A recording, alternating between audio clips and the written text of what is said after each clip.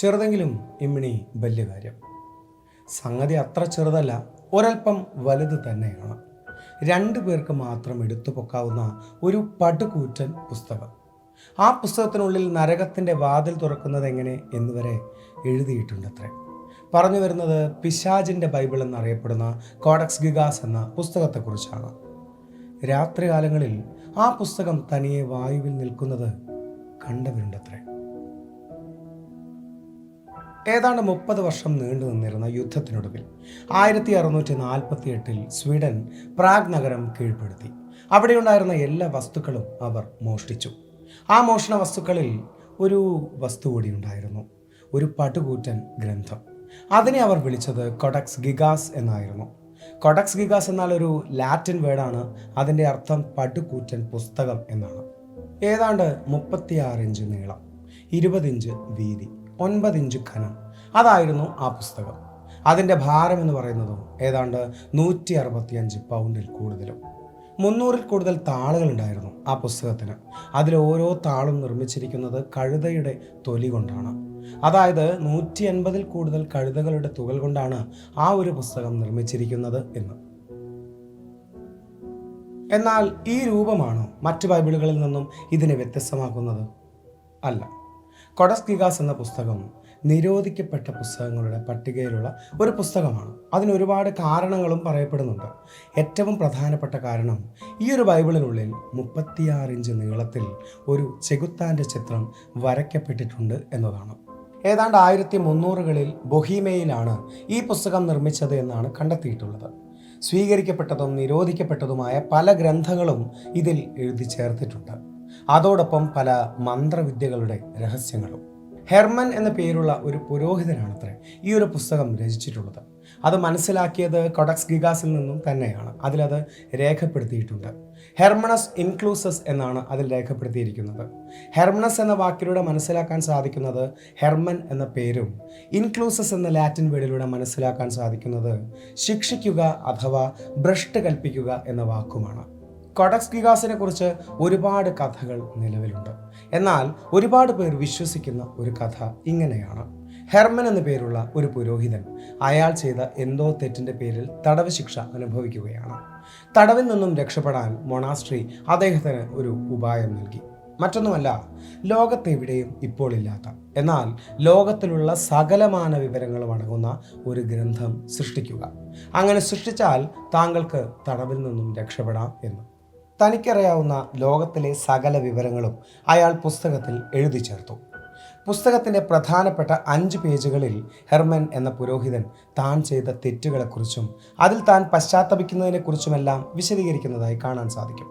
പക്ഷേ അതുകൊണ്ടൊന്നും പുസ്തകം പൂർണ്ണമാവില്ലല്ലോ. പുസ്തകം പൂർണ്ണമാക്കാൻ സാധിച്ചിട്ടില്ല എങ്കിൽ തന്നെ കാത്തിരിക്കുന്നത് മരണമാണ് എന്ന് ഹെർമൻ അറിയാമായിരുന്നു. അതുകൊണ്ട് തന്നെ അയാൾ തിരഞ്ഞെടുത്തത് മറ്റൊരു വഴിയായിരുന്നു. സാത്താന് സ്വന്തം ആത്മാവ് സമർപ്പിക്കുക എന്ന വഴി. അതിനു പകരമായി സാത്താൻ അയാൾക്ക് നൽകിയത് ആ പുസ്തകം പൂർണ്ണമാക്കാനുള്ള കഴിവായിരുന്നു. അതോടൊപ്പം സാത്താൻ മറ്റൊന്നുകൂടി ആവശ്യപ്പെട്ടു. അതേ പുസ്തകത്തിൽ തനിക്കായി ഒരു താൾ. കൊഡക്സ് ഗിഗാസ് എന്ന പുസ്തകത്തെ സാത്താൻ്റെ ബൈബിളായി പലരും കാണുന്നതിന് പിന്നിൽ ഈ ഒരു ചിത്രത്തിന് വലിയൊരു പങ്കുണ്ട്. ചുവന്ന കൊമ്പുകളും പച്ച നിറമുള്ള മുഖവും കൂർത്ത നാവുകളും കൂർത്ത വിരലുകളുമുള്ള ആ സാത്താൻ്റെ ചിത്രം ഈ ഒരു പുസ്തകത്തെ ഭീകരമാക്കുന്നുണ്ട്. ഏതാണ്ട് 36 ഇഞ്ചോളം വലുപ്പമുള്ള ഈ ഒരു ചിത്രമാണ് ഈ ഒരു പുസ്തകത്തെ നിരോധിക്കപ്പെട്ട പട്ടികയിലേക്ക് മാറ്റിയിട്ടുള്ളത്. ഇതേക്കുറിച്ച് ഒരുപാട് കഥകളുണ്ടെങ്കിലും ചില യാഥാർത്ഥ്യങ്ങൾ ഈ പുസ്തകത്തെ അത്ഭുതമാക്കുന്നുണ്ട്. മറ്റൊന്നുമല്ല, നമുക്കറിയാം, നമുക്ക് മുമ്പിലുള്ള പല ബൈബിളുകളും ഒരുപാട് പുരോഹിതന്മാർ ചേർന്നിട്ട് നിർമ്മിച്ചതാണ്. പക്ഷേ കൊഡക്സ് ഗിഗാസ് എന്ന ഈ പടുകൂറ്റൻ പുസ്തകത്തിന് പിന്നിൽ ഒരേ ഒരു വ്യക്തി മാത്രമേ ഉള്ളൂ എന്നാണ് പലരും വിശ്വസിക്കുന്നത്. ചരിത്രകാരന്മാരിൽ പലരും അത് ശരിവെക്കുന്നുമുണ്ട്. കയ്യക്ഷരം പരിശോധിച്ച പലരും പറയുന്നു ആ പുസ്തകത്തിൻ്റെ തുടക്കം മുതൽ ഒടുക്കം വരെ ഒരേ വ്യക്തിയുടെ കയ്യക്ഷരം മാത്രമേ കാണാൻ സാധിക്കുന്നുള്ളൂ എന്ന്. അങ്ങനെയെങ്കിൽ ഒരാൾ ഒരു ദിവസം 6 മണിക്കൂറിൽ കൂടുതൽ ഇതുപോലൊരു പുസ്തകം രചിക്കാനായി ഇരുന്നാൽ തന്നെ അത് പൂർണ്ണമാകാൻ 5 വർഷത്തിൽ കൂടുതൽ സമയം വേണ്ടിവരും. വെറും എഴുത്ത് മാത്രമല്ല, മനോഹരമായ ചിത്രപ്പണികളും അലങ്കാരങ്ങളും അതിൽ കാണാൻ സാധിക്കും. നാഷണൽ ലൈബ്രറി ഓഫ് സ്വീഡനിലെ നിരീക്ഷകർ പറയുന്നു, അതെല്ലാം കണക്കിൽ കൂട്ടിയാലും ഇതുപോലൊരു പുസ്തകം പൂർണ്ണമാകാൻ ഏതാണ്ട് 20 മുതൽ 30 വർഷം വരെ എടുത്തേക്കാം എന്നാണ്. അത്ഭുതപ്പെടുത്തുന്ന മറ്റൊരു കാര്യം, ഈ ഒരു പുസ്തകത്തിലെ 10ഓളം പേജുകൾ മോഷ്ടിക്കപ്പെട്ടിട്ടുണ്ട് എന്നതാണ്. ആരെന്നോ എന്തിനെന്നോ ഏത് കാലഘട്ടത്തിലെന്നോ അറിയില്ല, പക്ഷേ ഈ ഒരു പുസ്തകത്തിലെ 10ഓളം പേജുകൾ മോഷ്ടിക്കപ്പെട്ടിരിക്കുന്നു. ആ ഒരു പുസ്തകത്തിൽ തന്നെ നരകത്തിലെ ചില രഹസ്യങ്ങളെക്കുറിച്ച് പറഞ്ഞു തുടങ്ങിയതിന് ശേഷമുള്ള 10ഓളം പേജുകളാണ് മോഷ്ടിക്കപ്പെട്ടിട്ടുള്ളത്. അതുകൊണ്ട് തന്നെ പലരും വിശ്വസിക്കുന്നത് മോഷ്ടിക്കപ്പെട്ട ആ 10 പേജുകളിൽ വിശദീകരിക്കുന്നത് നരകത്തിലെ ഒരു രഹസ്യവാതിലിനെ കുറിച്ചാണ് എന്നാണ്. ആ 10 പേജുകൾ അവസാനിക്കുന്നതിന് ശേഷം ചില മന്ത്രവിദ്യകളെക്കുറിച്ചും ആ പുസ്തകത്തിൽ കാണാൻ സാധിക്കും. അതുകൊണ്ട് തന്നെ ഈ മോഷണത്തിന് പിന്നിൽ ഒരു ദുർമന്ത്രവാദിയായിരിക്കാം എന്നാണ് പൊതുവെയുള്ള സംശയം.